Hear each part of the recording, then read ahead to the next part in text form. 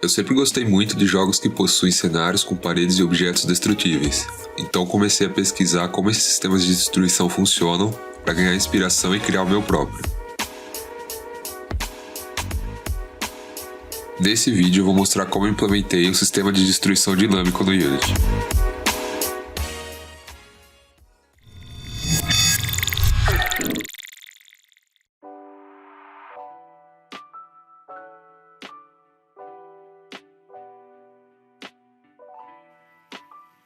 Durante a pesquisa eu encontrei um vídeo bem legal de um sistema de destruição feito no Blender e aí eu decidi inspirar minha implementação nele.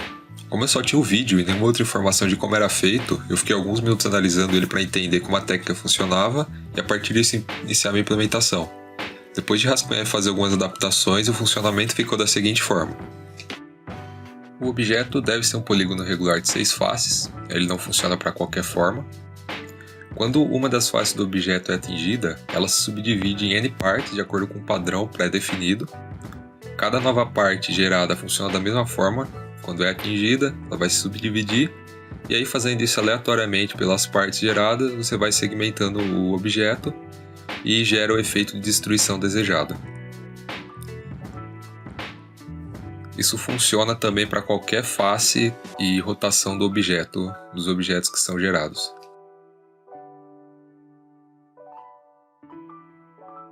Eu comecei preparando a cena e implementando a detecção de colisão do objeto para quando ele é atingido. Usando a função ScreenPointArray, a posição do mouse na tela é convertida em um raio que é lançado em direção à cena, e aí com o Raycast eu checo se o Ray atingiu o objeto.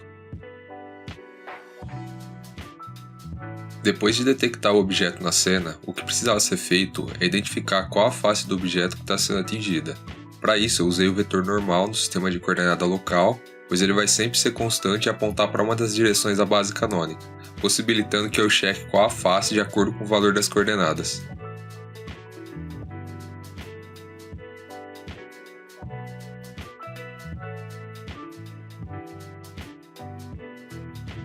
O próximo passo foi obter os vértices da face identificada. Existe uma propriedade do Raycast Hit que se chama Triangle Index, que retorna o índice do triângulo atingido pelo raio, e a partir dele é possível obter os vértices do objeto atingido. Infelizmente, ele não funciona se você tem o Rigid Bar anexado no objeto, porque o Mesh Collider deixa de ser formado por triângulos e passa a ser um Convex Hull, que é como se fosse um pacote que envolve o objeto. Descartada a possibilidade de usar o Triangle Index, eu fiquei algumas horas pensando e cheguei em outra solução. O que eu fiz foi organizar manualmente os vértices de acordo com cada face e colocar em uma lista o conjunto de vértices para cada face, indexando eles pela normal. Assim, quando uma face é atingida, eu já sei qual é a normal, passo o índice da lista e consigo pegar os vértices correspondentes.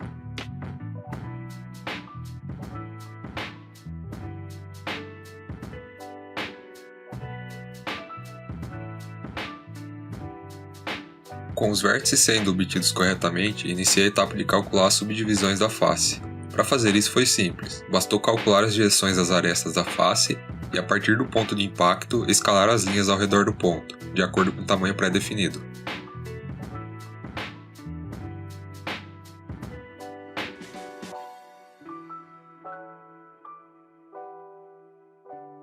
Uma questão que surgiu foi que quando o ponto de impacto está próximo da borda, as linhas de subdivisão excedem os limites da face.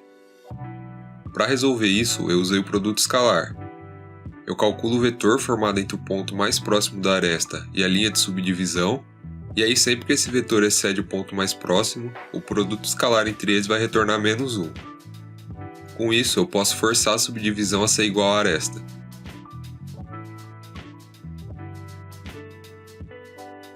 Terminado de fazer os cálculos das subdivisões e de garantir que estava funcionando para todas as rotações, iniciei a parte que eu considero mais complicada do problema, que é dividir o objeto. A ideia é simples. O que eu faço é destruir o objeto inicial quando ele é atingido, e aí no centro de cada subdivisão as novas partes são instanciadas com a mesma escala e rotação. Instanciar os objetos na cena é trivial. Eu fiz uma função que recebe como parâmetro a posição, a escala e a rotação, e instancio um cubo com as 3 transformações.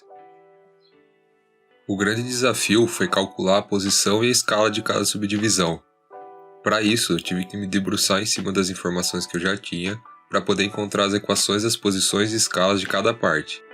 Depois de um tempo pensando, eu consegui as soluções. Como esse é um problema de geometria, deve ter várias formas de resolver isso. As que eu encontrei foram essas. Com as equações prontas, comecei a implementar a parte final.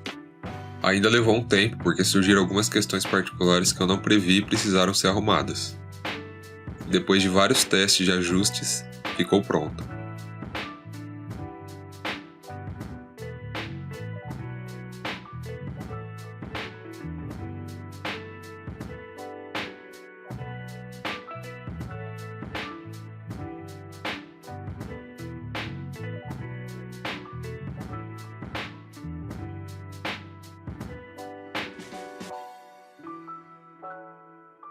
Aí, para fazer uma aplicação mais interessante desse sistema, eu implementei uma mecânica de FPS simples, eu fiz uma arma que lança esferas e um script para gerar um cenário aleatório com algumas paredes para poder destruir.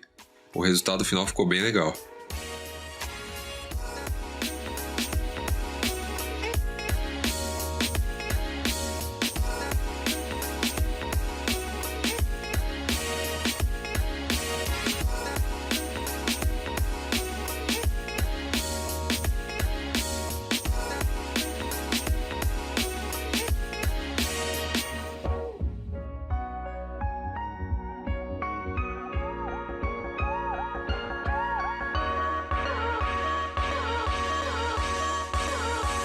Então é isso, se você gostou desse vídeo e quer ver mais conteúdo como esse, deixe seu like, se inscreva e compartilhe com os amigos. Muito obrigado e até a próxima.